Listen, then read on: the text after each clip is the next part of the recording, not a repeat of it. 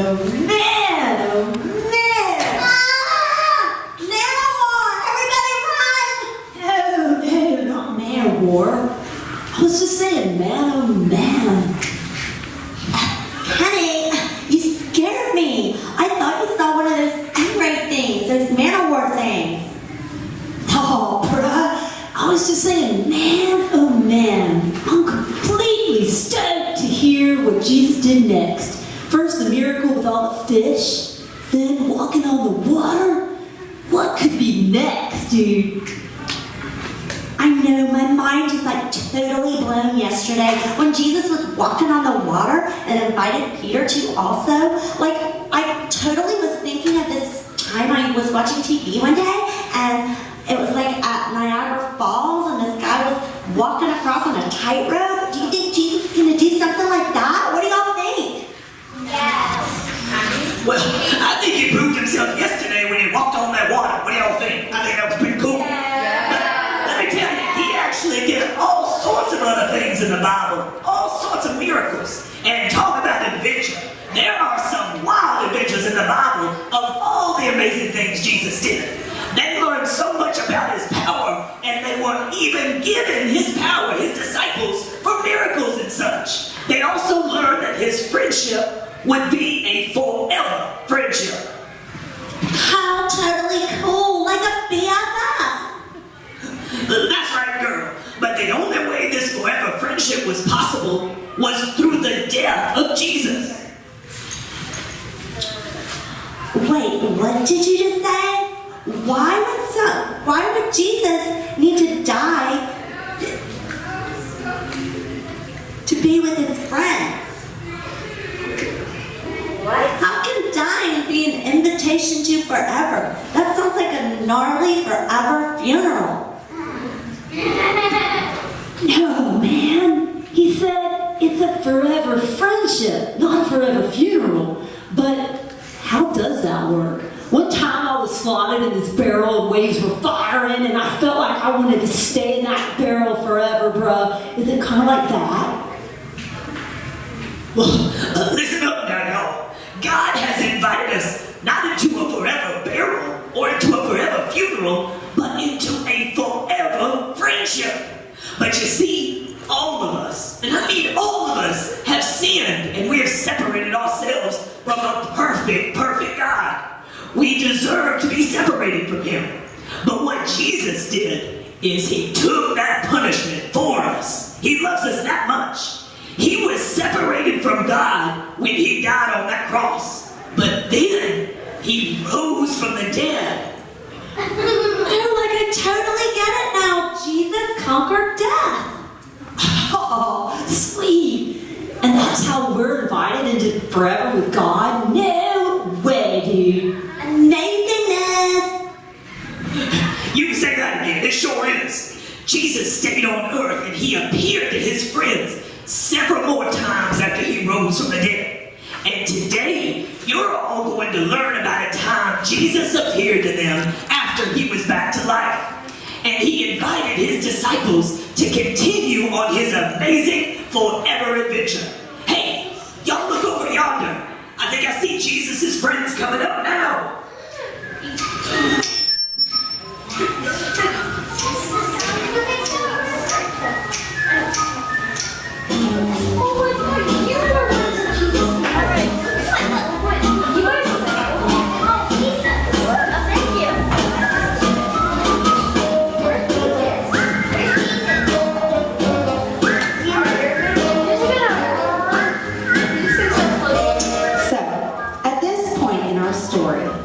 Died on the cross, but he rose from the dead and was alive again.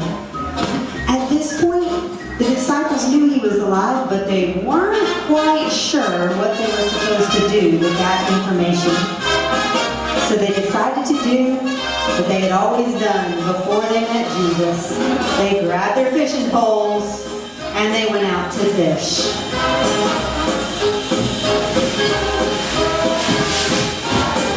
They got into their boat and they fished. They fished all night long.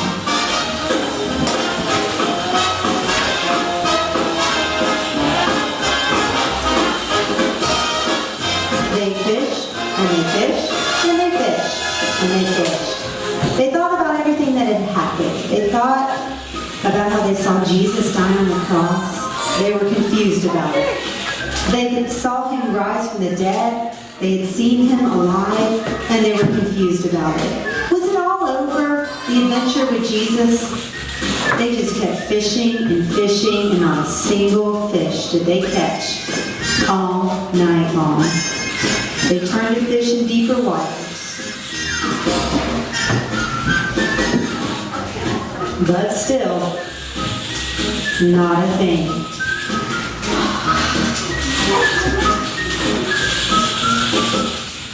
In the morning, there was a man who came to the shore. A couple of the fishermen saw him, but they didn't know who it was. It was Jesus, though. He called out to them, "Friends, have you caught any fish?" No. They answered. He said, "Throw your nets out and try again, and you will find some."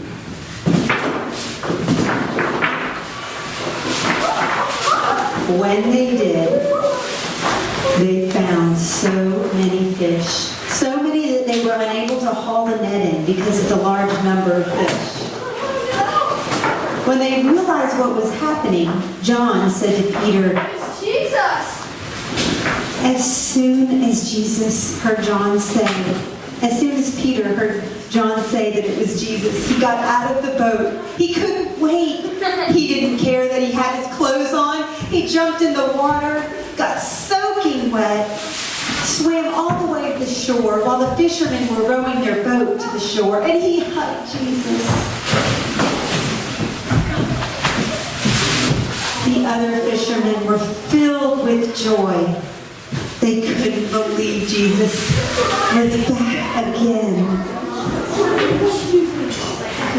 Jesus said to them, "Come on, guys, have a seat. I've made you breakfast. Come and eat with me."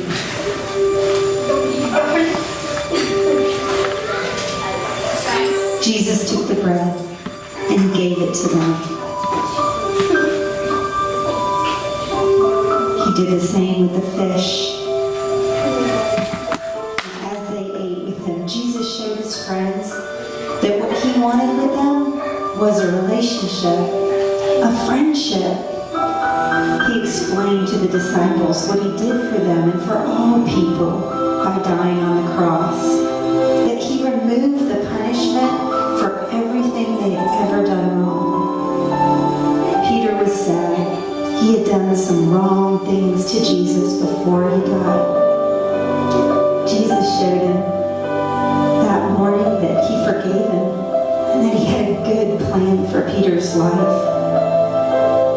Jesus explained that he made things right between people and God and that his friendship would last forever.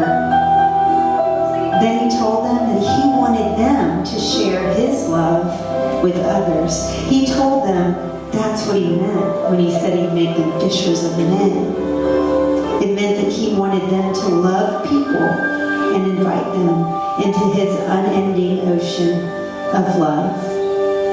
He wanted them to help others learn to follow Jesus. Finally, his friends understood. From then on, they never stopped telling people about his love. They shared it with everyone they saw. And as for the adventures they had with Jesus, well, if every one of them were written down, I suppose that even the whole world would not have enough room for the books that could be written.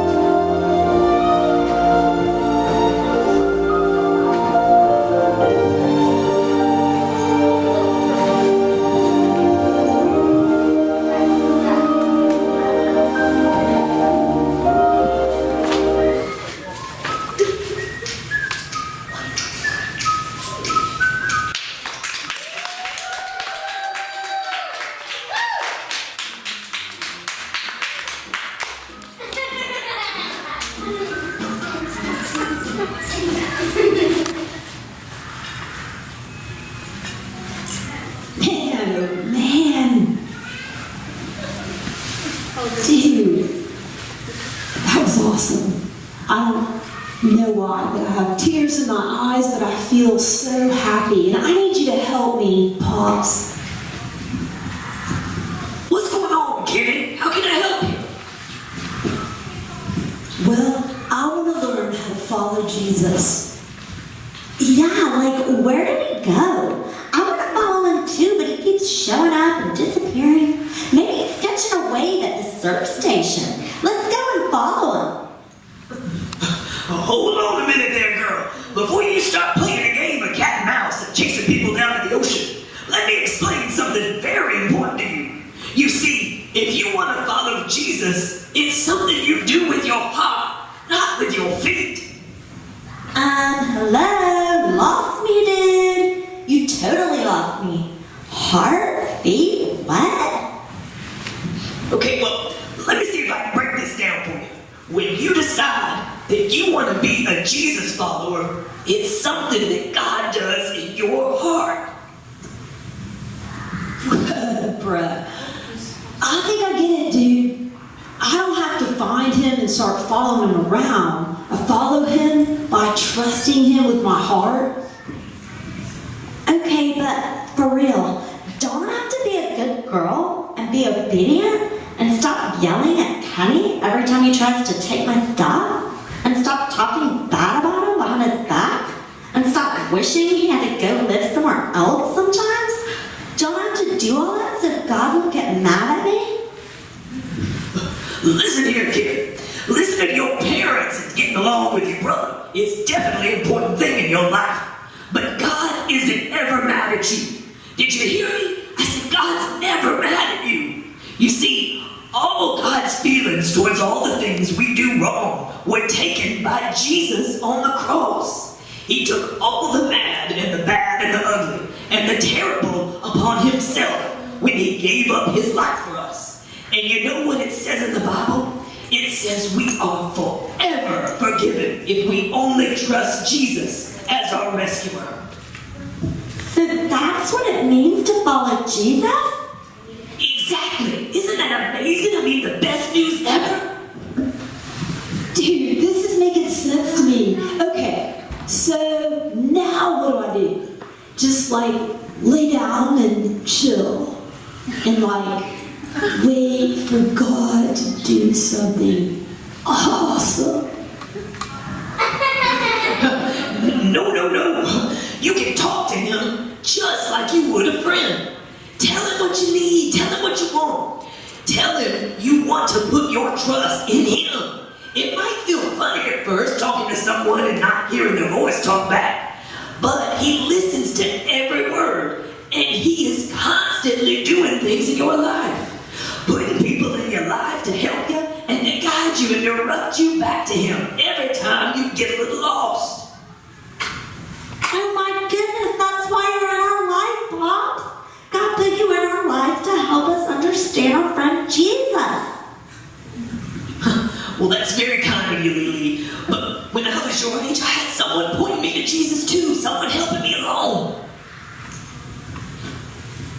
I think I'd like to talk to God now. Is that cool? Yeah, Kenny, go for it. Okay. Jesus, I really need you in my life.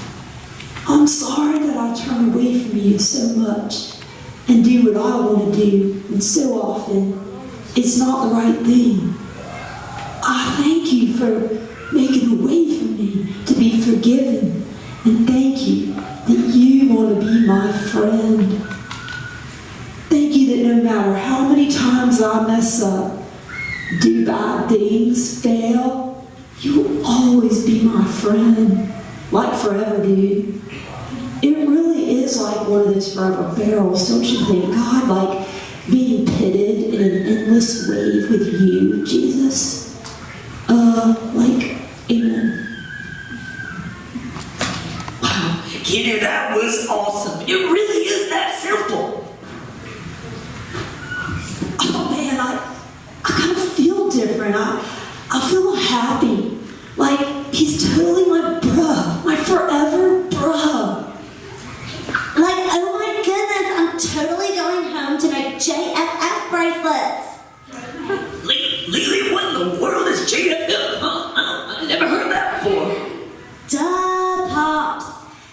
JFF, Jesus, friend, forever? Well, that's